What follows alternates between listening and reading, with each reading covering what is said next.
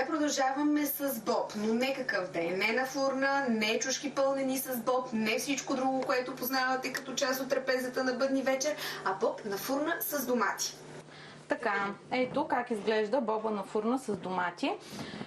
Заложих пак на традиционно постно ястие, но не съвсем традиционно, както като цяло сванахме идеята вече. Традиционни са само съставките при нас. Точно така. Така, за да получите този готов вариант на запечения боб, първо се сварявате около 250-300 грама стар боб, който предварително е накиснат от предната нощ по стандартен начин, всеки знае. Сварява се боба, когато е готов сварен, се отсежда. През това време, докато боба се отсежда, в тиган се задушава лук, една глава лук, един морков, няколко печени чушки, да речеме около 4-5. Колкото повече сложите, по-ароматен и богат вкус ще придобие боба. Също така се добавя и подправки. Запържва се или задушава, както предпочитате. Ако искате по-богат аромат, може да се запържи. Да си го запържите, така, ако искате, слагате водичка и задушавате.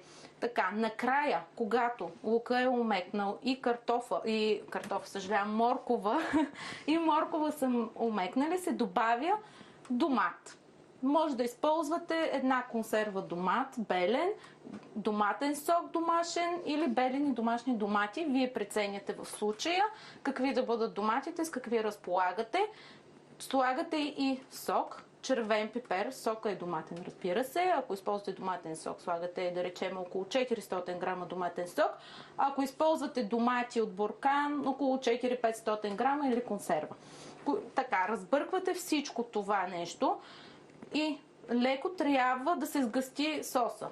Подправяте с сух джоджен и чубрица. Може да добавите кимион или черен пипер само по вкус и сол, разбира се.